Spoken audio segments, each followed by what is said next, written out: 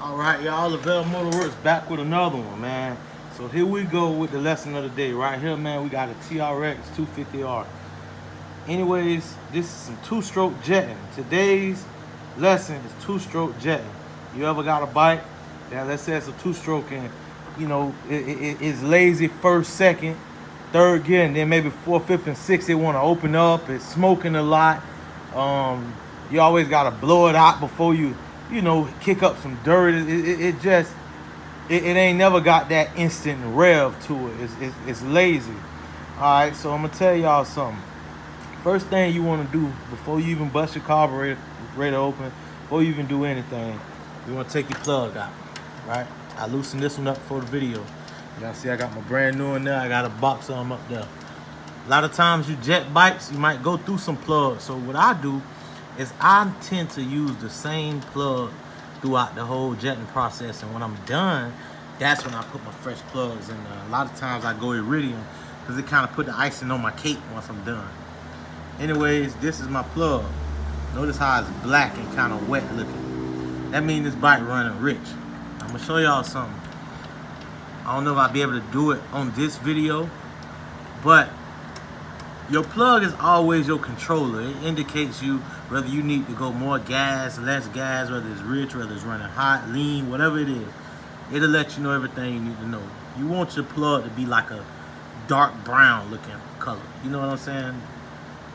Anyways, this bike running rich. Now, I've heard this bike run, and I pretty much already know what it is, so I'm going to tell you what's going on.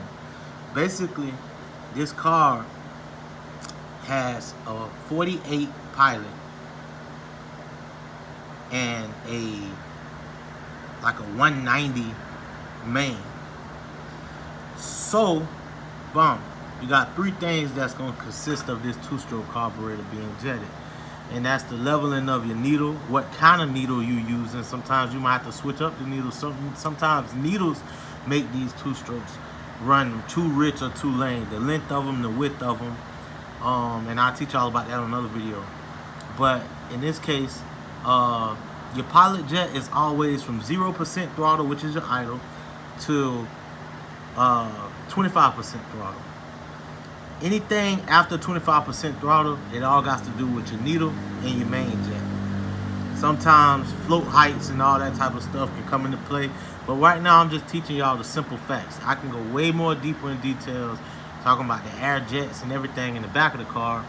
But we ain't going to talk about that. We're just going to talk about mains, pilots, and needles. It's a combination.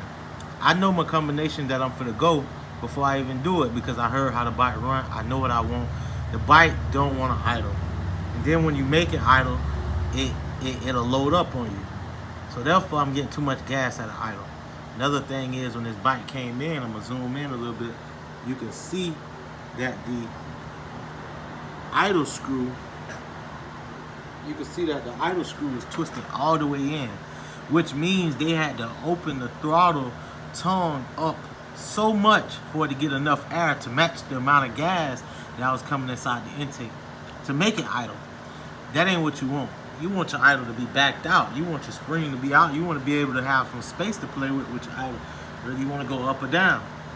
Which means I have to lean my Pilot jet. I'm going to go with a 45 Pilot on here. Then I'm going to drop my main down to, and sometimes you have to play with them. I take these carbs off 4 and 5 times every, pretty much sometimes.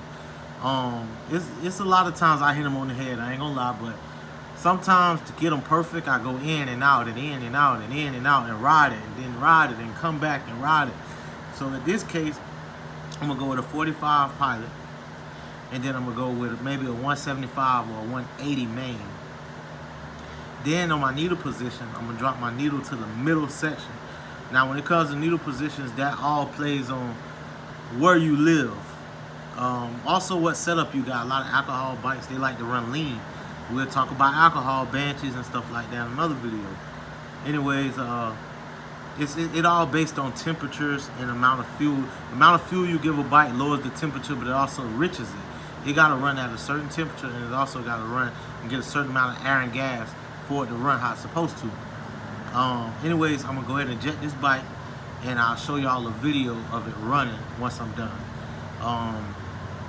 if I had a cameraman or somebody to hold the camera or anything like that, I would have took these jets out and showed you in everything, so you can see which one is the pilot, which one is the main.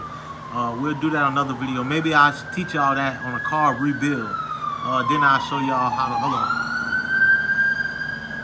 I live in a neighborhood full of retired folks and all you hear is emblems. But long story short, on another video, maybe if I do a carb rebuild, I'll show you all about the jets and the float heights. I got a Banshee coming in tomorrow, and I got to rebuild the carbs on it.